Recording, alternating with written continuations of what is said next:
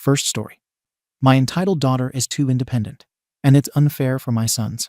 So I demand she transfer from her fancy school to my local one, give up spending her mom's money, and do my house to earn essentials, babysit my kids, and be under my supervision.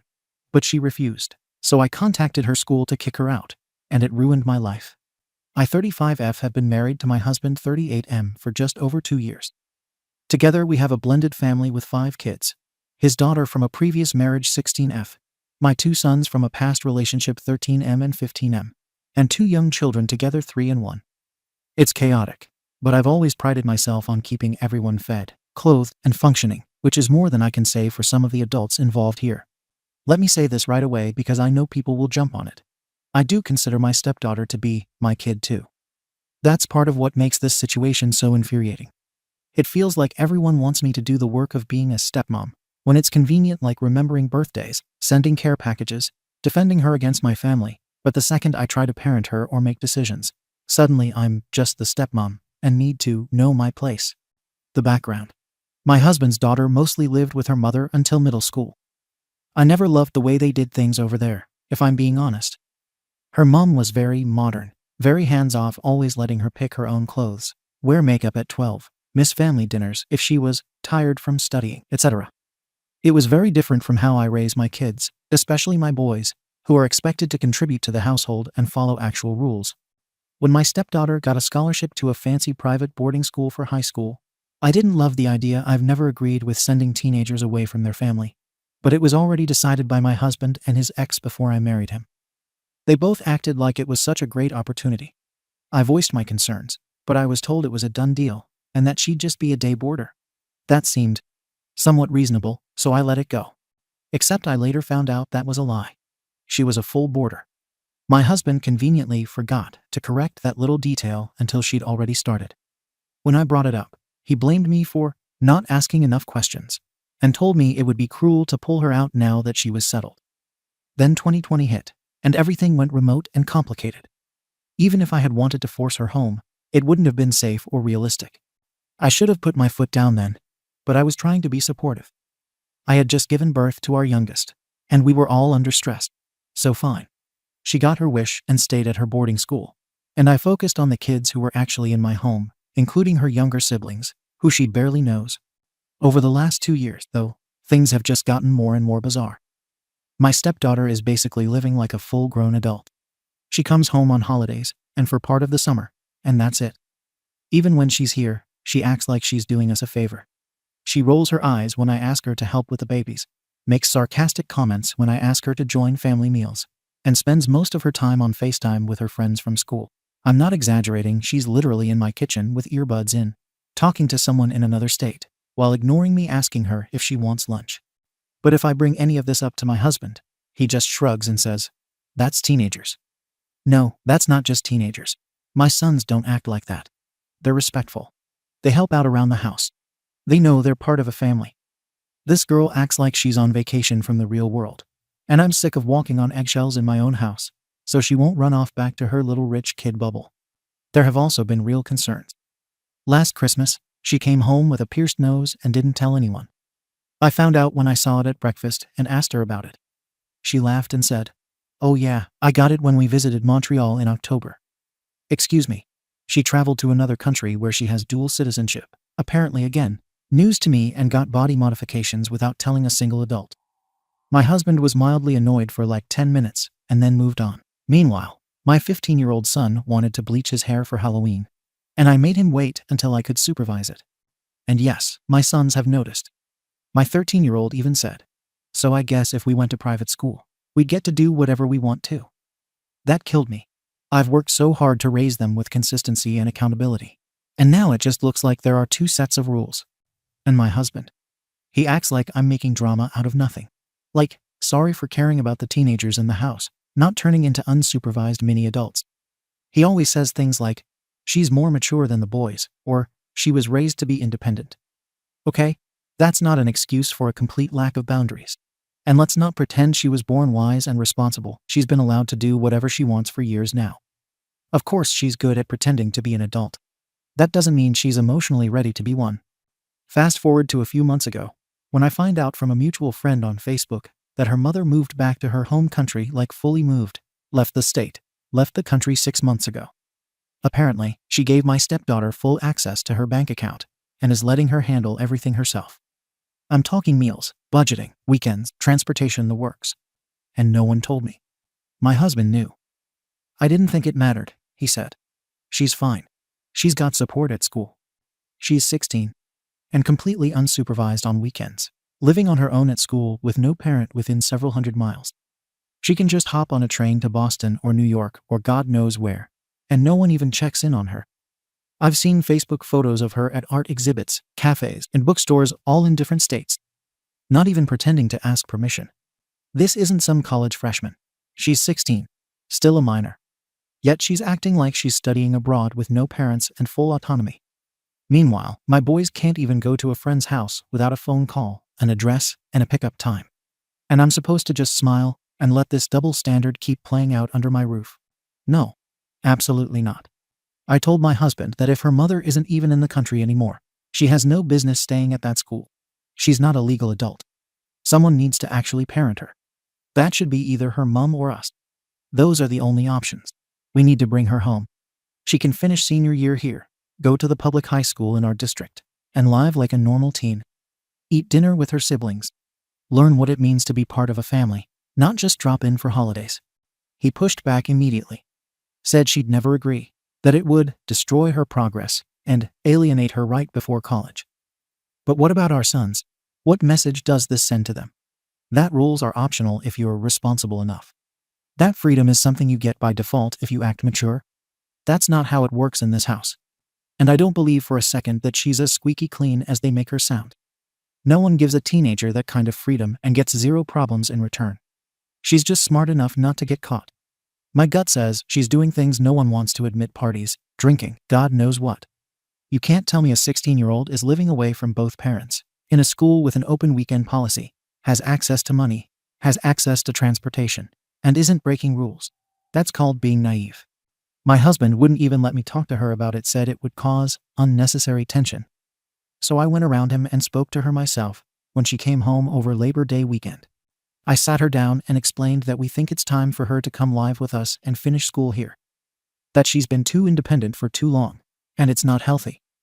That the boys are confused about why she gets so much freedom. That I'm worried about her safety and well-being.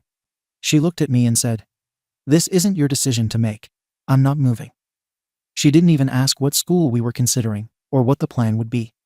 She dismissed me like I was her roommate, not her parent. And my husband, he backed her up. Said I was overstepping and making things worse. Now everyone's angry with me. My stepdaughter won't answer my texts. My husband barely speaks to me unless it's about the babies. The boys are frustrated because they feel like I'm being unfair and ineffective. They don't get why I'm so strict with them, but can't do anything about her. They've straight up asked, so we're just supposed to follow rules she doesn't have to. And I don't even know what to say anymore. And then the extended family got involved. His sister called me last week saying I'm trying to erase her mother by making parenting decisions in her absence. I said her mother literally left the country. She's the one who gave up her parental role, not me. But apparently, I'm supposed to just sit on my hands and let a teenager raise herself because nobody wants to step on toes. My own parents think I'm picking battles that aren't mine. But I live with the fallout. I see the resentment building in the boys. I hear them whisper about how unfair everything is. I'm the one dealing with the mess when they start pushing back because they think rules are optional now. I'm not trying to take over. I'm trying to parent. If her mom won't and her dad won't, then who's left? It's not okay to have a teenager essentially living alone, making adult decisions with zero supervision. I've said from day one this school situation was a bad idea. Everyone told me I was overthinking it. Well, here we are. And I know what's coming next. She's going to turn 17 soon, then 18, and everyone will act like she's a full adult, and this was all fine. But it wasn't fine. Letting her drift through the last 2 years with no structure, no day-to-day parenting, no consistent presence, that's not how you raise someone. That's how you get estranged, entitled kids who don't respect family. I don't even care if she resents me forever. I care about what's right. I care about not normalizing this for my boys. I care about not pretending everything's okay when a literal child is basically living as a legal adult across the country. It's not okay. But now I'm the villain. I'm the evil stepmom who Can't accept that she's not in control. Except I'm not trying to control her. I'm trying to do what her parents should have done years ago: set boundaries, expect accountability, and stop pretending that just because she gets good grades, she's magically exempt from being raised. And now I'm at a loss. My household is tense. My marriage is strained. I'm getting attitude from every direction, including 2 teenage boys who've started side-eyeing me every time their stepsister's name comes up. And I still haven't gotten a straight answer from anyone about how this was ever supposed to work long term. So yeah, I'm pushing the issue. I want her to come home and be a part of this family for once. I want her to finish high school like a regular teen. And if she hates it, too bad. That's what parenting is. Sometimes kids hate what's good for them. I'm not asking for control. I'm asking for consistency. And a little damn respect in my own house. AITA. Comments. Comment 1. YTA. Let's break this down. You married a man 2 years ago. His daughter is 16. That means for 14 years, she had parents, her actual parents, making choices about her life. You showed up mid-act, and now you're trying to rewrite the entire script. You want to parent her, but you didn't raise her. You weren't there when she won that scholarship, or when she adjusted to boarding school, or when she proved she could be independent. But now you want to yank her out of her life because you have a different idea of what a teenager should be doing. And let's not ignore the real reason you're angry: your own kids don't get the same privileges. That's not her fault. That's not even your husband's fault. That's a reflection of how you choose to parent your boys. You're creating this double standard narrative because you can't stomach that someone else's child is thriving in a different system. She's not failing school, not partying, not getting arrested. She's going to art shows. You're acting like she's dancing on tables in Ibiza. You're making this about fairness when really it's about resentment. Own that. Comment 2. This whole post drips with bitterness and weird territorial energy. You don't like her. That's clear. You say she's your child too. But everything you describe shows active resentment, not love. You're pissed that she doesn't babysit. That she's not doting on her half-siblings. That she rolls her eyes at you. Newsflash, she's 16. You want her to act like a second mom in a home she didn't choose, with kids she barely knows, and a woman who views her independence as a threat. And the part that made me cringe the hardest. You waited until your husband said no, and then confronted her anyway. You went behind his back, cornered a teenager, and tried to lay down the law like you were doing her a favor. That's wildly inappropriate. She's not a problem. She's just not yours. And that kills you. You married into a family with a whole arse human who already had a life. And instead of learning how to blend, you're trying to bulldoze over everything that makes her different. You don't want a daughter. You want a mirror. YTA. Comment 3. YTA. You keep saying she needs to be part of the family. But what you mean is she needs to conform to your version of what family looks like. She has a family. Just not the one you're trying to enforce like a drill sergeant. You sound less like a stepmom and more like someone who's mad the teenager doesn't recognize your authority badge. But you haven't earned it. You didn't raise her. You didn't guide her through her early years, and she's never lived under your roof full time. You just showed up and expected her to fall in line because you say so. I don't even think this is about her. This is about your own kids seeing that someone else has more freedom than they do, and instead of reflecting on your rules, you want to drag her down to their level. That's backwards. Parenting isn't about equality. It's about what works for each kid. She's clearly doing fine. You're the one unraveling. Update. First off, I've read the comments. Hundreds of them. I get it, everyone thinks I'm the bad guy. Everyone thinks I'm obsessed, controlling, and overstepping. That's fine. I've never cared about being liked. I care about doing what's right, especially when no one else has the spine to do it. What people don't understand is that when I set my mind on something, I follow through. I don't give up. I don't agree to disagree. And I sure as hell don't back down just because strangers on Reddit think I'm being too much. This is about the safety of a child. Not popularity. Not convenience. Not stepping lightly to avoid bruising feelings. Safety. So no, I haven't let this go. After the blow-up at home where my husband told me to drop the issue, I told him point blank, if he wasn't going to take legal responsibility for his daughter's situation, I would push until he did. I started asking questions: what's the custody setup now that her mom's out of the country? Who's legally accountable if something happens to her? His answers were vague and noncommittal. She's fine. She has support staff. She's mature. Not good enough. I told him we should petition for full custody so she could come live with us and finish school here. He refused, said it would blow up their co-parenting agreement and traumatize her. Traumatize her. What about what it's doing to our family right now? I decided to collect documentation, screenshots, photos, anything that showed she was unsupervised or traveling without parental oversight. I wasn't trying to build a case. I just wanted proof that this was getting out of hand. And it is. Then I called the school. I wanted to speak to whoever was in charge of residential life, just to confirm what level of adult supervision was in place. I gave my name and said I was her stepmother. They refused to tell me anything, said I wasn't on the list of authorized contacts, and hung up. Apparently, I'm not even allowed to ask basic questions about a child I've helped raise for 2 years. That's when I realized how broken this entire system is. So I took another step. I filed a welfare report with CPS. Nothing dramatic, I just explained the facts. Minor child, no custodial parent living in the state, unsupervised travel, access to money and cross-border transit. I thought they'd at least do a phone call. Instead, I got a generic letter 2 weeks later saying the case was closed and didn't meet the criteria for follow-up. That was it. Then came the real storm. Her mother, the one who moved across the ocean and left her daughter behind, somehow found out I made the call.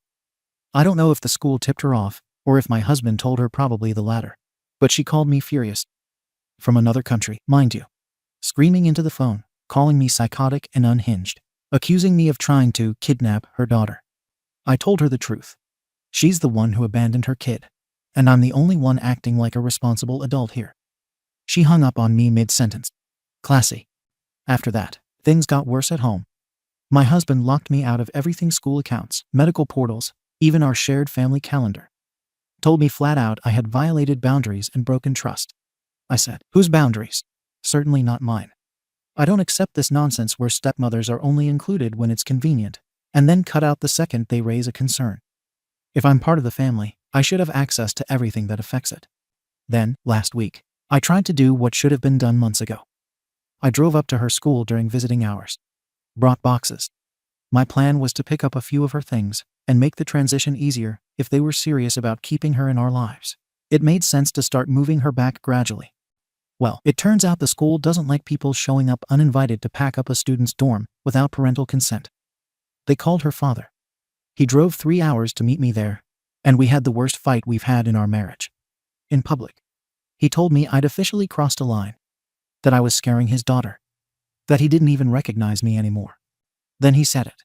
If I didn't stop pushing this issue, he'd take the kids and leave. I told him I wasn't backing down. Not because I'm trying to win. Not because I hate his daughter, which I don't, though she clearly hates me now. But because someone has to be the adult in this mess. Someone has to say, this isn't okay. 16-year-olds shouldn't be left alone with free access to travel, money, and zero parental presence. I don't care how mature she is. That's not safe. That's not normal. Everyone else can pretend it's fine. Her mom can parent from a time zone 6 hours ahead. My husband can play the cool dad who trusts his little girl no matter what. The school can pat themselves on the back for fostering independence. Reddit can scream YTA from their keyboards. I don't care. Because if something happens to that girl, if she gets in trouble, if she ends up in a dangerous situation, while everyone is shrugging and saying, she's so responsible, I'll be the one who said, I told you so. And no one will want to hear it then. So no, I haven't let it go. And I won't. I'm stubborn. I've always been stubborn. It's how I've gotten through everything in life.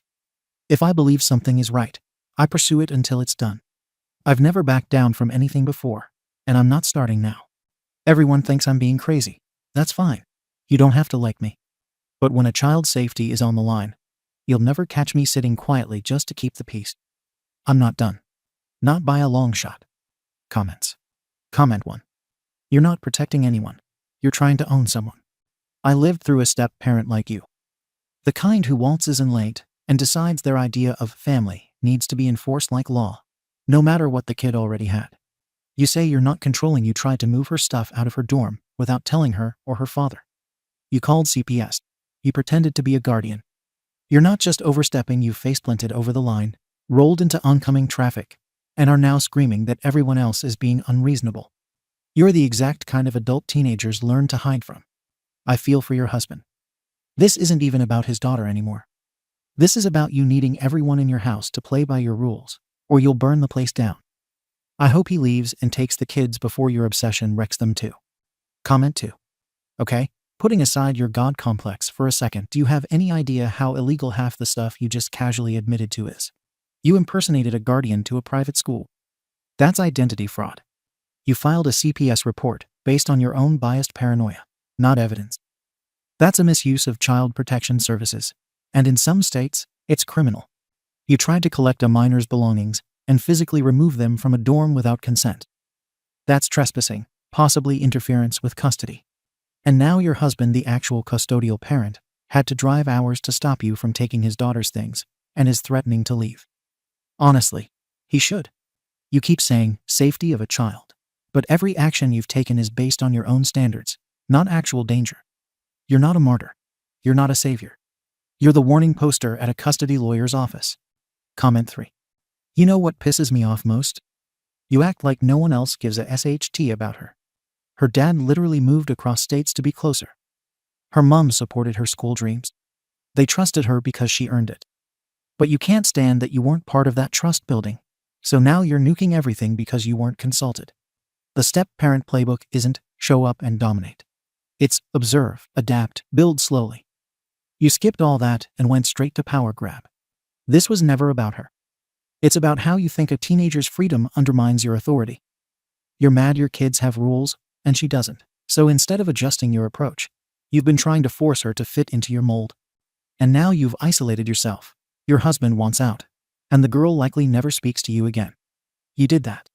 All because you couldn't stand not being in charge. Update. I didn't think it could get worse after my last post. But here we are. Let me be very clear. I still stand by everything I did. Every single thing. And before anyone tries it again, no, I don't care what Reddit thinks. I'm not looking for validation. I'm documenting what happens when a person tries to do the right thing, and everyone around them loses their damn minds because they're too soft to enforce structure or protect children. Since my last post, everything has escalated. My husband has officially moved out. He took our 2 youngest with him and is staying at his sister's place. The day he left, he said, and I quote, "You've made this house impossible to live in." Then he added, "You're not protecting anyone. You're burning everyone down with your crusade." As if trying to bring a 16-year-old home to her actual family, so she's not roaming the country unsupervised, is somehow a holy war. No, it's parenting. He said it was temporary. That he needed space to think. But let's be honest, he took the babies. He's gone. And my older sons. They're turning on me too. My 15-year-old told me last week, "You care more about your stepsister's life than being a mom to us." That gutted me. I do everything for those boys: cook, clean, manage school, everything. But because I have the nerve to say that a teenager needs rules, suddenly I'm the villain in my own home. No, I won't accept that. It gets worse. About 2 weeks ago, I got an envelope delivered from the boarding school. At first, I thought it was related to tuition or paperwork. No, it was a cease and desist letter. From the school. Accusing me of interference, unauthorized communication, and attempting to remove a student from school property without consent. I didn't attempt to remove anyone. I brought some boxes. I knocked politely. I didn't even enter her dorm. I was there to help ease the transition if when her father came to his senses. They're acting like I showed up in a ski mask to abduct her. And now they've formally requested that I stay away from campus and not contact any school staff. It was signed by their legal counsel. I showed it to my husband. He said, "You earned it." Just like that. No defense. No conversation. Just tossed me under the bus and walked away. Then his family got involved. First, his mom told me I'm no longer welcome at Thanksgiving this year because they don't want tension around the kids. The only person creating tension is their granddaughter's mother, who left the country and dumped her in a boarding school. But sure, blame the woman who tried to pull her back into a family. Then I got a message from his cousin who I barely know calling me dangerous and unfit to be around teenagers. That one crossed the line. I posted a long response in the family WhatsApp group. I laid out exactly what happened. Every step. I explained how I called CPS, how I tried to bring her home, and how I contacted the school. I expected someone to say, "Wow, she might be intense, but she's not wrong." Instead, silence. Then I was removed from the group. My own parents staged a sit-down last weekend. They came to my house just to talk. My mom said, "We think you've lost perspective." My dad said, "You're fighting so hard to be right. You're not seeing what it's costing you." I told them both to leave. I don't need enablers around me. I'm still in my house. Still holding things together. Still getting the boys to school. Managing everything alone while everyone else runs away from accountability.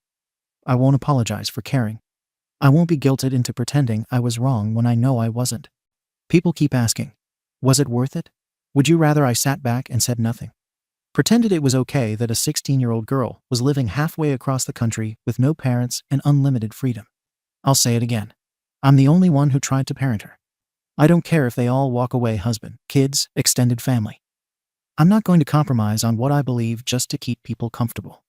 Maybe I'm alone now, but I can sleep at night knowing I actually gave a damn. Let them hate me. Second story. My boyfriend acted self-harming to test me, so I called the cops on him.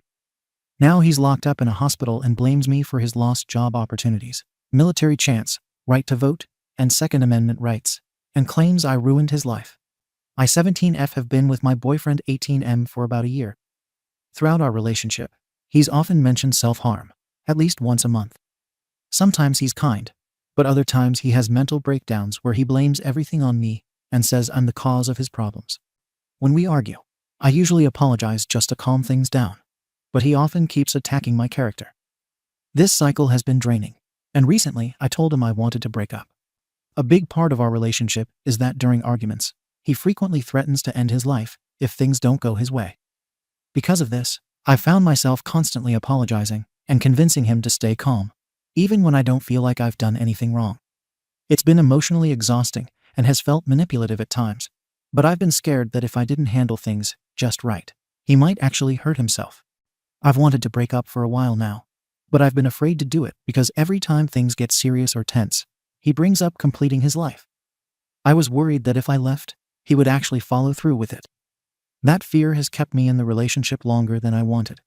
Today, after a few days of arguing and me being more distant in messages were long distance, he said he was going to his father's house to get a PP and end himself. He told me it was either he gets arrested or he complete his life, and he kept saying I was ruining his life. At that point, I called the police. They later informed me that he agreed to go and is now in a mental institution. Now I don't know how to feel. He hasn't contacted me since, and I'm left wondering if I made the right choice. I didn't want him to hurt himself, but I also worry that calling the cops might have made things worse. Will the institution actually help him? And was I wrong for taking that step? I genuinely just wanted to help, but I'm struggling with guilt and confusion right now. Edit. Thank you to everyone who replied. I've read all your messages, and I feel much better about the situation and validated in what I did. AITA has no consensus bot. OP was NTA. Comments. Commenter 1. OP, you are 100% NTA here. But I'm going to dump a bit of cold water on you. If you maintain this relationship, you will be in awe, because this person is obviously unstable. And you're not only putting yourself in danger, you're endangering anyone who lives with you if this guy knows your address. I know it feels like this relationship is a huge part of your life, because it does represent a relatively large portion of the period of time in which you've had adult autonomy. But you are objectively still young, and you struck out your first time at bat. It happens. You rolled snake eyes, and this guy is unhinged. For your own sake and the sake of those around you, you need to sever this thing as quickly and permanently as possible. Just walk away. In the long run, you'll thank yourself. He hasn't contacted you yet? Great. You should probably change your number. Tell your family about him, and tell them not to talk to him too. Create emotional distance to match your physical distance, and pray it works.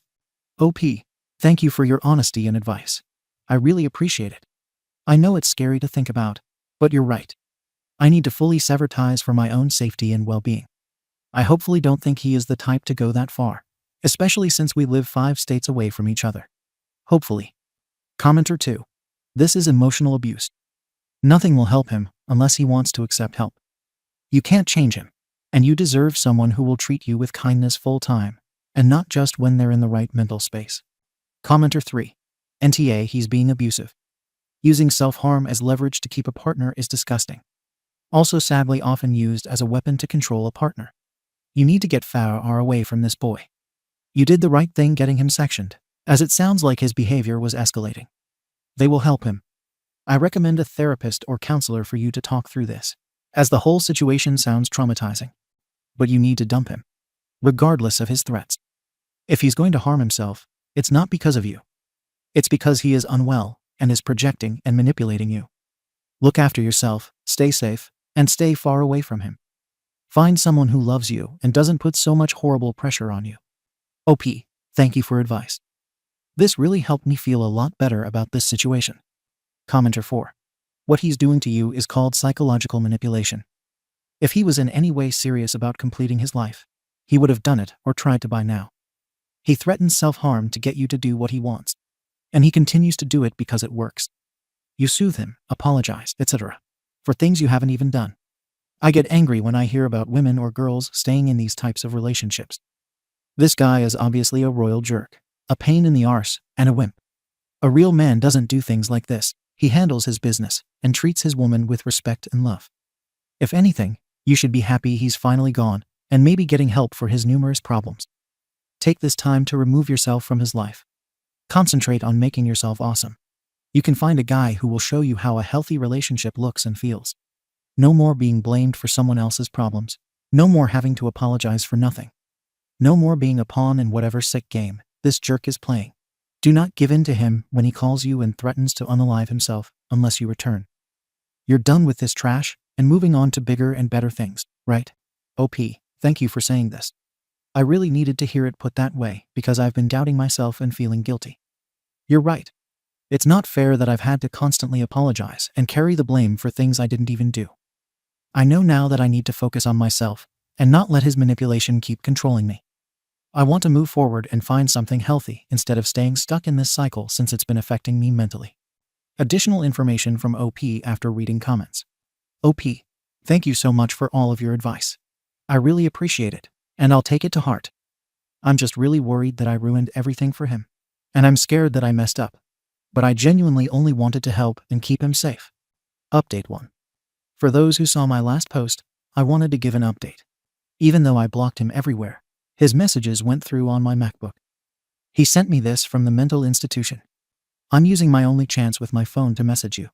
You got me tackled and handcuffed and sent into a white room with nothing in it after saying you want to break up. You somehow made everything worse because now I can't fix my windscreen or work for Luke. And now I'm stuck in a mental ward with people screaming. I'm so scared. I slept on the ground, and they keep doing tests on me. Why did you do this?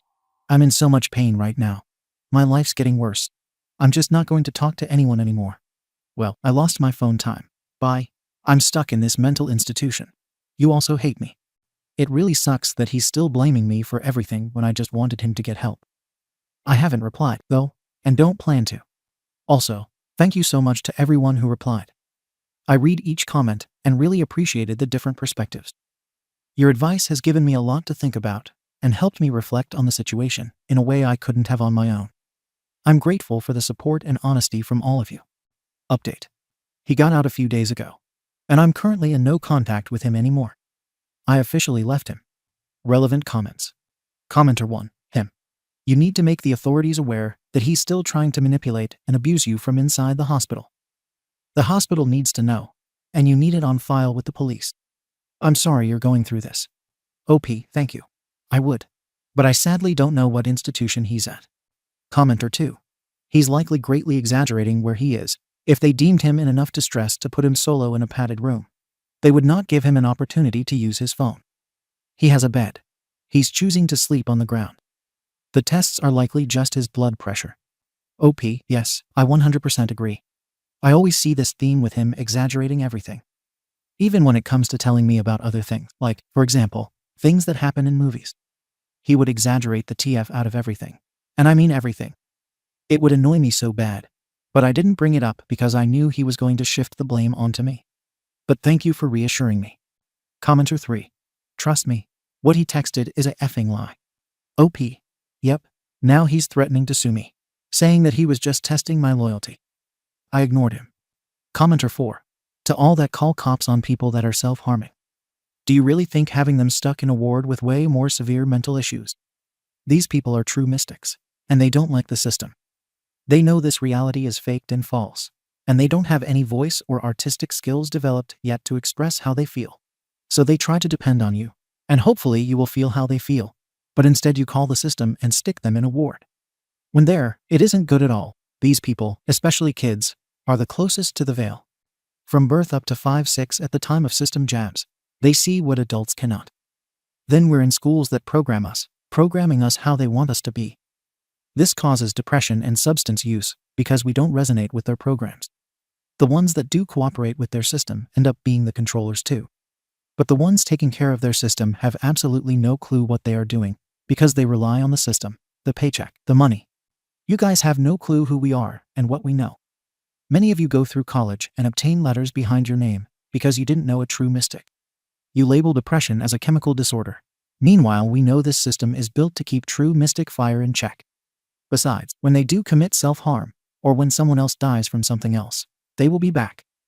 There are unseen entities feeding off our depression or despair, and the ones at the top know this. So when someone is placed in a mental hospital, not only are these entities feeding off our low vibes, but now we have to pay this huge bill. So again, did you do them a favor or create something worse? You decide now. OP, in my case, there was really nothing else I could really do. I felt the only option was to call the police on him to ensure his safety. I have tried to talk him out of it in the past and be there for him, but it never got better, and nothing changed. So I knew that was my only option. Commenter 5. Unless he was beating you, you're the arsehole, not because he's right and you're wrong, but because 99% of the time calling the cops is a dirtbag move. I doubt any of you will understand why, though. OP, so what exactly was I supposed to do? Just sit there while he threatened to complete his life? That's not something you ignore. I tried comforting him, but it wasn't working, and he doesn't even have real support around him that I can contact. Calling for help wasn't a dirtbag move. It was literally the only responsible thing to do. If someone's life might be at risk, doing nothing would have been worse. Update. Hey guys, I didn't expect to have to update this thread. My ex has been sending me non-stop messages blaming me for everything and threatening to sue me. BTW, we are not from the same state, and I'm 17. Here's basically what he said verbatim as much as possible. He claims that I got his dad's apartment swatted and caused PTSD for both him and his dad. He admits he wasn't actually self-harm and lied about being depressed to test me, but he still blames me for losing interest in him and making his life hell. He also accuses me of ghosting him so he could have more physical bonds with other people. He keeps claiming that being sent to the mental institution is now on his record and has ruined my life, saying he's lost my Second Amendment, 90% of career options, voting rights, and even the ability to join the military. He describes being locked in a white room for 3 days with bright lights, nothing to do, green scrubs, forced sleep disruption, and hearing screaming, calling it torture. Here are some of the things he's actually said. Now I know you either want to watch me suffer eternally or want to see me unalive in some way. Your family, or you can get sued or deal with an investigation that is going on based on the fact you got my dad's apartment swatted. I wasn't actually self-harming. I just wanted to see if you cared about me. You caused me to lose my Second Amendment, 90% of my career options, my right to vote fairly, and even the ability to join the military. You got me sent to the mental institution, which ruined my life. Even after all of that, I'm still willing to help save your life from being ruined, even though you destroyed mine. That's because I care. He also keeps trying to manipulate me emotionally, saying things like, even after all of that, I'm still willing to feed you what will happen if and when I get a lawyer. And I'm willing to help save your life from being ruined. It's because I care. Now I know you either want to watch me suffer eternally or want to see me unalive in some way. He insists he's hiring a lawyer and keeps threatening legal action, claiming I slandered and destroyed his life, while still trying to make me feel guilty for calling 911 to help him. I don't know what to do. I haven't replied. Edit. I did block him. He created another account to message me. He got out of the mental hospital a few days ago. Another edit. I actually have photo evidence of him, showing me a picture of a PP to his head. But it was from Feb. And to everyone judging me for my choices, yeah, I was naive. I believed people could change, and I learned the hard way that not everyone will. By the way, thank you to everyone who replied with thoughtful messages. I read every single one of them, and I will try to reply to them too. If you have any other questions, please feel free to ask me, or if you want to message me, please do. Relevant comments. Commenter 1. I hope you have all his self-harm threats documented either through text or via. Talk to your folks, or whoever you can count on regarding this toxic manipulative man-baby, and block him ASAP. or mute, and let the messages pile up so you can use them in case he does try to bring some bogus suit, and it's an empty threat. You had legitimate concern for his safety. So he's just ranting and crying like an impotent You should have dumped that person the second he started with that BS about self-harm and blaming you. Don't ever stay hitched to a person that has that serious of mental issues or a personality disorder. If you have a hint of a red flag similar to this in the future, just cut your losses and get out of it. It isn't worth it. If you can reach out to someone on his end, like a parent or someone you think isn't as useless as he is, and let them know why you contacted the police and what he has been doing, and that he has threatened you repeatedly, and you're still a minor at this point, he'll probably just disappear or face additional real legal troubles. He is 100% at fault here and guilty, not you. Edited to add that last part. OP, thank you. I definitely learned something from that relationship, and I shouldn't have ignored the first red flag. I was dumb, yes, but I will for sure make better decisions in the future. I will try and bring this up to my parent, though. I'm just super afraid of their reaction. Commenter 2. You're young, OP. You're still learning about relationships. It's not your fault he was institutionalized. Medical professionals make that decision. Your parents need to know. They love you, and they will want to protect you. Please tell them from a mom. OP, thank you for reassuring me. I'm still scared, but I'll find the courage to tell my parents. Can OP contact her ex's parents? OP, unfortunately his dad and mom are cray-cray like them. Why hasn't OP blocked her ex? OP, texted on another account. Commenter 3. Have you talked to your parents about this at all? They can help you file a restraining order. OP, I did tell my father about the mental hospital part, but haven't told him about this. I'm afraid that my dad will be mad at me or blame me. I'm scared to tell my parents this information because my dad will get mad at me for getting into stupid SHT. Commenter 4. NTA. He literally fought with the self-harming manipulation and faux by someone who cares, calling the authorities to help him. His Second Amendment rights are not a problem as far as I know. Even if he was mentally ill, that doesn't mean you can't own guns. Actual doctors and therapists would have evaluated him for mental illness. If he were found not to have issues, it wouldn't affect his record. Guns are only restricted in some locations. If he were declared mentally fine, then he would have no problem getting a gun. I seriously think this arsehole joining the military is laughable. So that point doesn't matter. He might actually grow up if he were in the military. Because, right now, he's acting like a child. His parents need to parent him better, because that 18-year-old isn't ready to be an adult. You did not swat him. Swatting is calling the police to a location, knowing there is nothing going on other than you being an off for calling the police on the swatting victim. He gave you reasons to call the police. That's on him. Pistols are illegal unless you are 21. People convicted of federal crimes can't have guns because they are considered a danger. Some locals have local laws about guns. The NRA constantly tries to overturn those laws. They did when my local city tried to enact laws like NYC. You did nothing wrong. People like this guy are the reason those who are self-harming are not believed. His BS about taking care of you is just that BS. He's being manipulative, trying to make you feel guilty so you'll allow him back in your life. He needs to grow up first. Right now, he'd be the statistic of partners who run away from a relationship when it gets hard, making you a single mother, probably. Or he'd start hitting you because he's an Tell him straight out. I'm done. Don't contact me again. Then move on with your life. Make your socials all private if you can. And don't take on new friends. OP, thank you for your support. I agree with everything you said.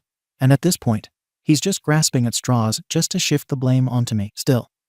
After we broke up. He's so manipulative, and I honestly regret how stupid I was to not realize how SHTTY of a person he was. He even tried to bring up irrelevant stuff just to manipulate and blame me to make me feel like I'm dumb and a bad person. I don't know what he needs. Help ASAP. Thank you for watching the video. If you are interested in listening to these kinds of stories, we've got more in store for you. Simply subscribe to our channel, hit the like button, and share it with your friends.